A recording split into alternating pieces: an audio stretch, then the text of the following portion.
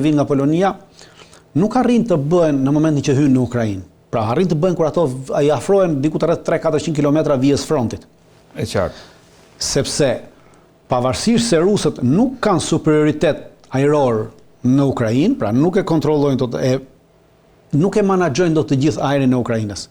Pra ata fluturojnë me avion, por fluturojnë në lartësi të mëdha, për arsye se Ukraina jo ka hequr atyre mundësi nëpërmjet saj mbrojtje kundërajrore që ata ta posedojnë dhe të kenë superioritet dhe supremaci ajrore mbi hapësirën ajrore të Ukrainës. Në momentin që ti shkatërron komplet mbrojtjen kundërajrore të Ukrainës, e cila po shkatërrohet për dy arsye. Tashi po goditet po thua.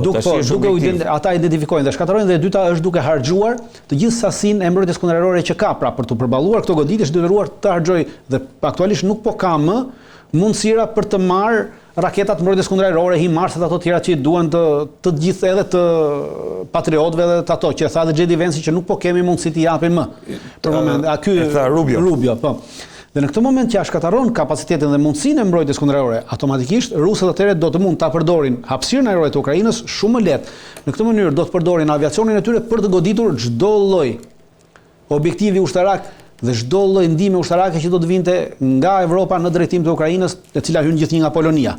Pra do të mund të godiste shumë më kollaj. Nuk është vetëm tampon zone dritan, është edhe thellësia. Jo, do të kemi një parasysh. Tampon zona është për komplet diçka tjetër.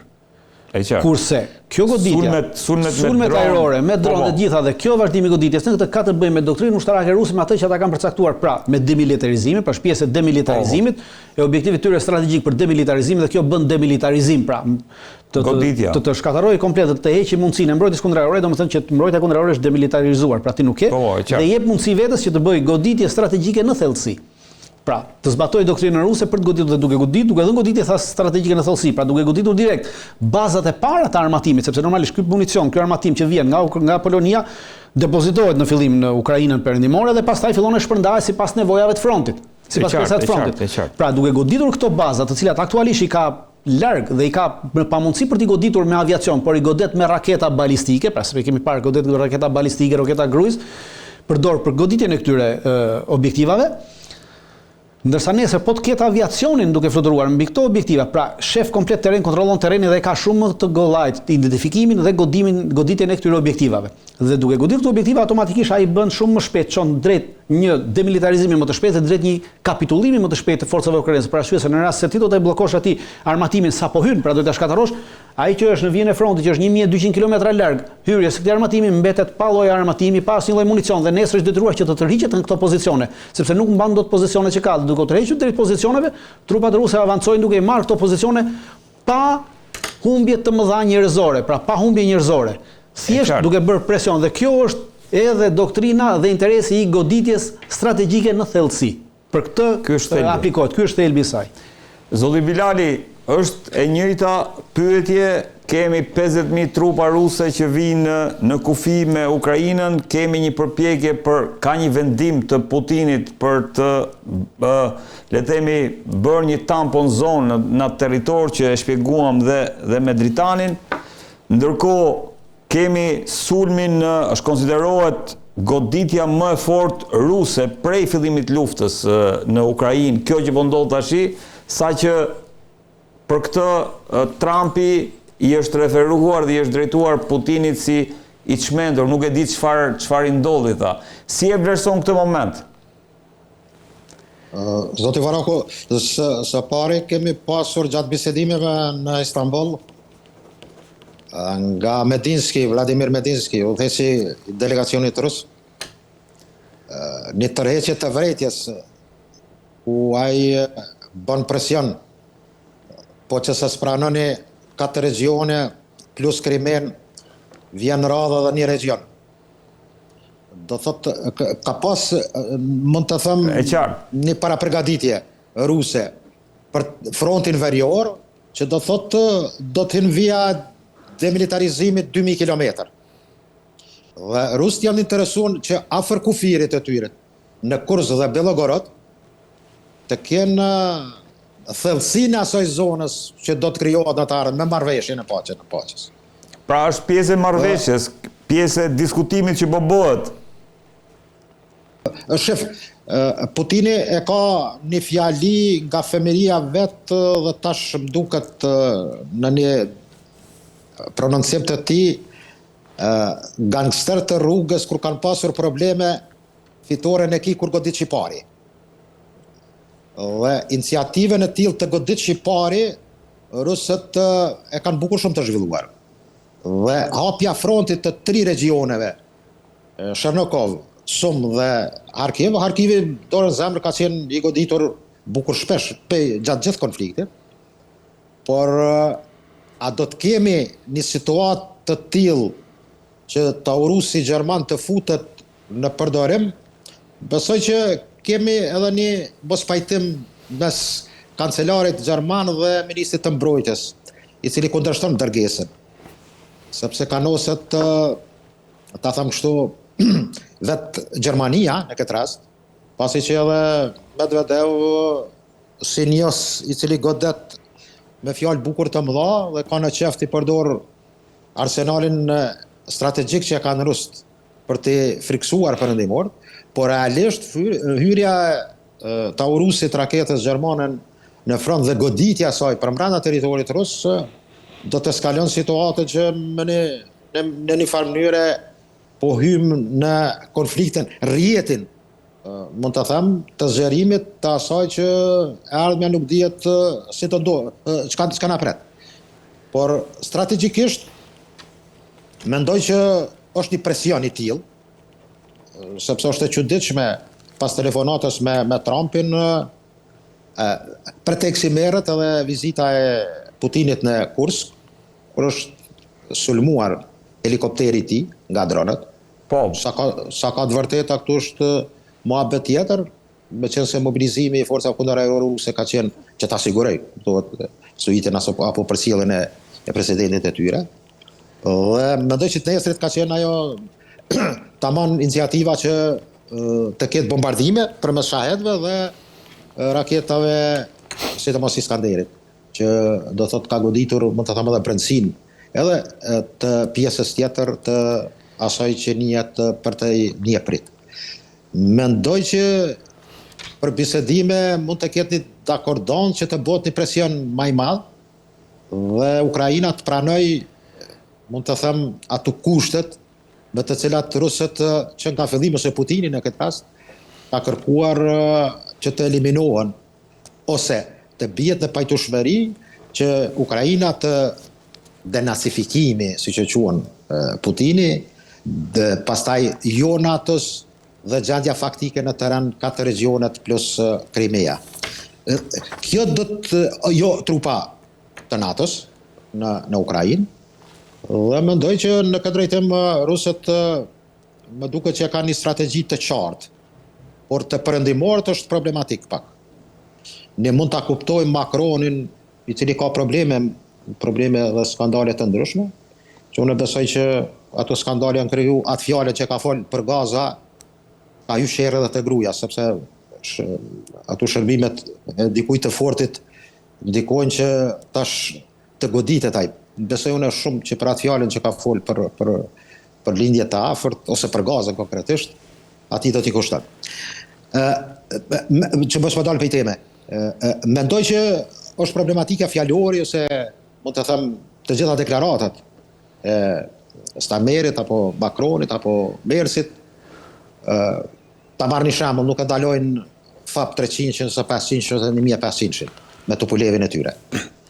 Është problematike, nuk dalet, nuk ka do thotë realisht të terren që plus unisoni i qëllimeve të sidomos të vendeve të 3 vendeve kryesore plus Polonisë, duket që është pak i zbehur, sepse pa amerikanët gjanat nuk esin në terren. Po, ndërkohë Dritan tek që parë të shpjegova pjesën e parë, pjesa e dytë është kjo që sa edhe lidhet me vendimin e këtyre 4 vendeve, pra Shtetet Bashkuara, Britania dhe aleatët heqin gjitha. Këto 4 vende janë perëndimi, pra ta them, gjithë kjo NATO-ja janë këto 4 vende. Pjesa tjetër janë thjesht Gjermania, Francë, Angli, Amerikë. Po, kjo është NATO. Realisht, ky është perëndimi. Perëndimi ky është. Gjithë tjerat janë garniturë. Është tjetër foto regjia. Dhe në këtë veprimtari që kemi aktualisht, heqja e këtyre limiteve do të thotë një deklarim lufte. Pra, në këtë moment, këto vende po I deklarojnë luftë të pasur Rusisë, sepse kemi një gjë me problemin e armatimit. Problemi I armatimit përcakton qartë dhe ka dy gjëra. Pra, armatimin në përdorimin e armatimit që unë të jap. Pra, në rast se unë ta shes një armatim timin ose ta jap një armatim timin, ti nuk mund ta përdorësh atë armatim ndaj asnjë shteti tjetër, përcaktojnë ligjet ndërkombëtare të përdorimit të armatimit, për asnjë lloj arsye, pa lejen time dhe pa mirëtimin dhe sepse në rast se unë ta jap të leje, do të thënë që unë jam pjesëtar dhe pjesëmarrës në këtë veprim tëndin. Bëhem pjesë. E para, kjo është e para. Pra, mbaj përgjegjësi. Absolutisht. Në momentin që ta jap dhe ti e përdor dhe ti jap leje për përdorim, mbaj përgjegjësi. Kjo është e para. Dhe e dyta, përdorimi pa limit. Pra deri tash të gjitha llojet e këtyre raketave Scalp, Shadow me përjashtim të Taurus që nuk ka pasur deri tash dhe nuk e dia do të shkojnë, pra flitet për 100 deri 150 copa, ashtu siç tha edhe zoti Lutfiu, ato ka një problem brendshëm Gjermania për këtë arsye dhe nuk di do të jepen, por edhe raketat e tjera që janë dhënë deri tash, pra HIMARS, Scalp dhe Shadow, e kanë pasur limitin 300 km.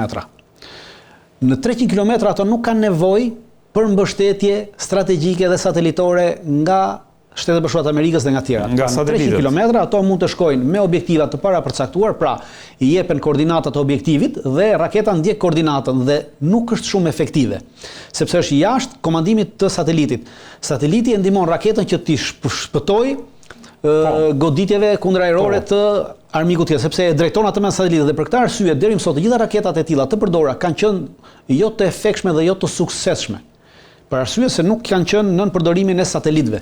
Pra kanë qenë thjesht futet koordinata dhe raketa ka goditur dhe kjo raketë pastaj ka qenë nën goditjen e mbrojtjes kundërajrore ruse, e cila është një nga mbrojtjet kundërajrore më të mira të botës dhe janë azhësuar. Ndërsa për përdorimin e tyre në largësi mbi 300 km duhet patjetër përdorimi I satelitëve, pra nuk mund të bëhet goditja e objektivit mbi 300 km pa ndërhyrjen direkte të Shteteve Bashkuara të Amerikës në këtë rast dhe të Anglisë, të cilët mbulojnë atë që kemi thënë 5 syt. Pra, zbulimi strategjik dhe mbulimi strategjik I lëvizjes së këtyre raketave. Dhe në këtë moment që këto raketa do të përdoren, automatikisht kemi ndërhyrje direkt në këtë luftë të Shtetit Bashkuar të Amerikës dhe të Anglisë, sepse do të përdoren këto raketa. Dhe për çfarë përdoren këto raketa? Se këto janë raketa, nuk janë raketa hipersonike, pra janë raketa cruise që përdoren të tilla. Të këtij niveli këto përdoren për të goditur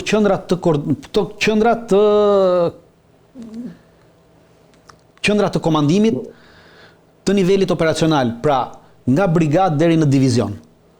Qendrat brigadës ndodhen brenda kësaj zone të luftimit, ndërsa qendrat divizionit disa ndodhen brenda kësaj qendre të luftimit, disa ndodhen jashtë zonës së luftimit në cilin po kryen luftimet në Ukrainë. Dhe për goditjen e këtyre pra do të kërkohet patjetër ndërhyrja satelitore dhe goditja pra ndërhyrja totale e NATO-s. Dhe në këtë aspekt do të thotë që në këtë moment do të jemi në një konflikt të hapur midis NATO-s dhe Rusisë. Dhe kjo çfarë do të sjellë? Deri më sot, pavarësisht përdorimit të këtyre raketave, e kemi theksuar edhe një herë dhe po e theksoj që deri më sot me të gjithë përdorimin e aviacionit që ka përdorur, të raketave, të gjitha llojeve raketave, të gjitha llojeve të dronëve, të avionëve që ka përdorur Rusia deri më sot, nuk ka goditur qendra të mëdha, pra deri më sot ka goditur vetëm qendra komandimi deri në nivel brigade, pa nuk ka goditur në nivel divizioni, sepse ata nuk kanë në nivel divizioni. Ukrainasit, sepse nuk veprojnë në divizione, veprojnë e kanë të shpërndarë në brigada forcën e tyre, se kanë konceptin e NATO-s deri në nivel brigade dhe në nivel divizioni. Nuk kanë goditur qendrat të komandimit ndëroperacional, të cilat janë qendrat të komandimit ndëroperacional, janë ato qendra që janë të përbashkëta për disa forca, pra forcat tankiste, forcat toksore, forcat aerore kanë një qendër komandimi të përbashkët ndëroperacionale. Këto nuk janë goditur asnjëherë dhe nuk janë goditur as qendrat kryesore të komandimit në nivel armate. Pra nuk është goditur as shtabi i përgjithshëm, as vendqendrimet e shtabit të përgjithshëm të ushtrisë ukrainase. Pra këto kanë qëndruar jashtë këtyre goditjeve. Pse kanë qëndruar? Sepse në këto qendra, në qendrat e ndërveprimit operacional, janë të vendosur ushtarak të NATO-s që koordinojnë komplet veprimtarinë. Në qendrat e ndërveprimit operacional janë të vendosur ushtarak të NATO-s që koordinojnë logjistikën e gjitha materialeve që vjen nga Polonia, sepse këta marrin nevojat që ka Ukraina dhe I transmetojnë atje dhe pastaj ndjekin gjithë rrugën. Në qendrat e komandimit në nivel armate, pra që është qendrat e vendqendrimet e shtabit përgjithshëm, dhe shtabi përgjithshëm nuk ka, pra përveç qendrës kryesore të shtabit përgjithshëm, shtabi përgjithshëm edhe në rast se lufte ka disa vendqendrime të ndryshme, të cilat janë oficer operacional të shtabit që qëndrojnë në këto shtabe për drejtuar këtë luftë ose këtë veprimtari luftarake. Nuk janë goditur sepse në to ka pjesëmarrje të madhe të oficerëve të NATO-s. Dhe këtu nuk janë si mercenar, janë thjesht si përfaqësues të NATO-s në to, pra janë zyrtarisht në to. Janë zyrtarisht. Janë zyrtarisht, pse janë zyrtarisht? Sepse kemi ngritur me një ngritjen e qendrës në Wiesbaden të Gjermanisë, pra qendra operacionale ushtarake e NATO-s që drejton veprimtarinë luftarake të ushtrisë ukrainase në Ukrainë. Kjo qendër ka nevojë për çdo qendër bazë, pra për çdo qendër të veprimit ndëroperacional dhe për çdo qendër që ndodhet në nivel divizioni e lartë të ketë përfaqësuesit e saj. Jo vetëm të një force, po të çdo lloj force në të cilën ndodhen në veprim. Të cilët raportojnë direkt në këtë qendrën e Wiesbadenit. Në Gjermani. Në Gjermani, e krijuar para 2 viteve. Kjo qendër. Dhe këta janë në mënyrë zyrtare në këtë. Dhe është një qendër që komandohet nga generali Donau, pra generali i forcave toksore amerikane. Pra komandohet nga amerikanët qendra, nuk është se është e tillë, pra. Nuk është e Gjermanisë, po them. Jo, nuk është e Gjermanisë, është në Gjermani për qendrën, po është e NATO-s. Drejtohet nga një general amerikan. Dhe këta kanë përfaqësimin e tyre të rregullt atje, pra nuk është në nivel mercenari, kanë në terren në nivel sepse koordinojnë me këtë qendër. Dhe goditja e këtyre qendrave është shmangur për këtë arsye, pra për të mos hyrë në këtë konflikt të hapur me NATO-n. Pra rusët e kanë shmangur këtë konflikt. Në momentin që tashmë NATO do të drejtojë këto raketa për të goditur objektiva të nivelit strategjik dhe operacional rus, pra ku do të vrasë oficer të lartë madhor të ushtrisë ruse, me këto raketa automatikisht ti ke shpallur luftë. Do kthehen në objektiva. Dhe automatikisht gjitha këto qendra që folëm do të kthehen në objektiva dhe do të goditen. Dhe do të kemi dhe pas në momentin që këto do të përdoren, automatikisht do të fillojmë të shohim sërish përdorimin e Oreshnikut, i cili do të përdoret për të goditur shtabin e përgjithshëm, Ministrinë e Mbrojtjes, qendra logjistrike të mëdha, komanda të mëdha, pra vendqendrimet të shtabit përgjithshëm. Pra do të kalojmë në një përshkallëzim shumë të goditjeve ushtarake, pra jo nuk do të kemi një përshkallëzim në terren. Pra kjo nuk do të sjellë një ofensivë ushtarake në terren. Do të sjellë thjesht një ofensivë ushtarake të goditjes ajrore, me raketa dhe me aviacion nga ana e Rusisë, por nuk do të kemi përshkallëzim në terren. Por kjo do të sjellë në terren dëmtime të mëdha në zinxhirin komandues të Ukrainës dhe si të tillë do të sjellë atë që pasi dëmtojë zinxhiri komandues i një ushtrie, atëherë çfarë sjell fragmentimin në nivel taktik të frontit. Dhe ky fragmentim në nivel taktik të frontit do të bëjë që njësitë të cilat do të mbeten pa koordinim operacional dhe taktik, do të fillojnë të tërhiqen gradualisht sipas nevojës së tyre. Deri më sot, tërheqjet graduale të forcave taktike deri në nivel brigade, Ukraina i ka ndëshkuar. Kemi disa raste, të cilat i kanë nxjerrë edhe publikisht Ukraina, të disa javën e fundit që kemi pasur, kemi shkarkimin e 3 komandantëve të brigadave kryesore, të cilët janë shkarkuar nga detyra për arsye se pa urdhër të shtabit përgjithshëm kanë urdhëruar ridislokimin e forcave. Pra nuk po themi tërheqje në mënyrë se kur thua tërheqje mund kuptohet fjala sikur tërheqje në mënyrë paniku, jo, por ridislokimin e forcave pra në një pozicion më të favorshëm. Po këto e kanë bërë pa lejen e shtabit përgjithshëm, për arsye se është marrë vendimi komandës të brigadës e cila është në terren dhe e shef situatën në terren. Dhe shtabi i përgjithshëm ka vendosur që të shkarkojë komandantët e këtyre brigadave pse kanë bërë këtë veprim pa leje të shtabit përgjithshëm.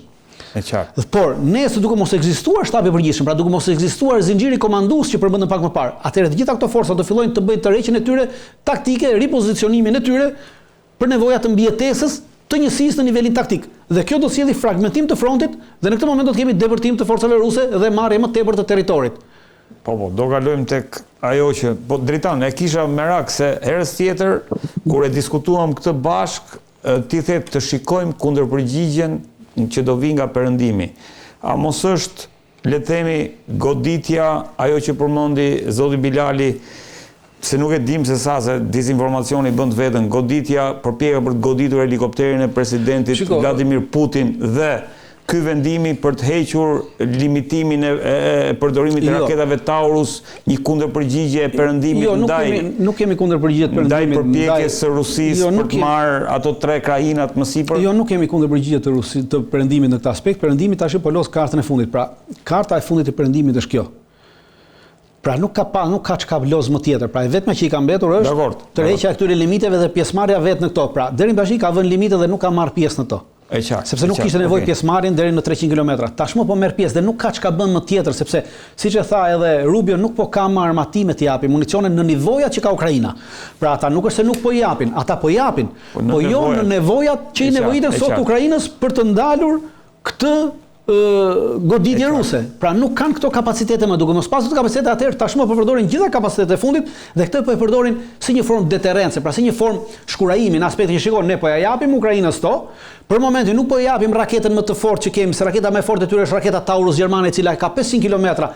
Kanë edhe një raketë brenda Taurusit që kanë nxjerr, po ajo është një prodhim shumë i vogël, i limituar, duhet të kenë diku të rreth 75 raketa gjermane për të, ajo është 650 kilometra, po besoj që atë nuk e japin, se kanë vetëm për përdorim të tyre. Se janë shumë të limituar.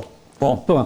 Dhe dhënia e këtyre raketave, pra po i thuhet Rusisë, shikon, neve kemi këtë dhe nëse japim të, këta mund të vinë deri në afërsi me këto raketa mund të godasin edhe Moskën, pra sepse normalisht raketa që do të përdoret Taurus për goditjen e Moskës në këtë rast është një operacion vetvrasës, sepse çdo lloj piloti që do të përdori këtë raketë duhet të afrohet sa më shumë vijës së frontit dhe të lëshojë këtë raketë që të arrijë në Moskë. Por afrimi i pilotit rreth vijës së frontit do të thonë që piloti e lëshon raketën, por ama piloti nuk do arrijë kurrë të kthehet më. Pra lufta i ka edhe këto çështje kamikazliku, pra nuk është se për nevoja të mbrojtjes, ose për nevoja kombëtare, për nevoja të dheut, gjithsecili mund të sakrifikohet. I kemi raste në historinë e luftës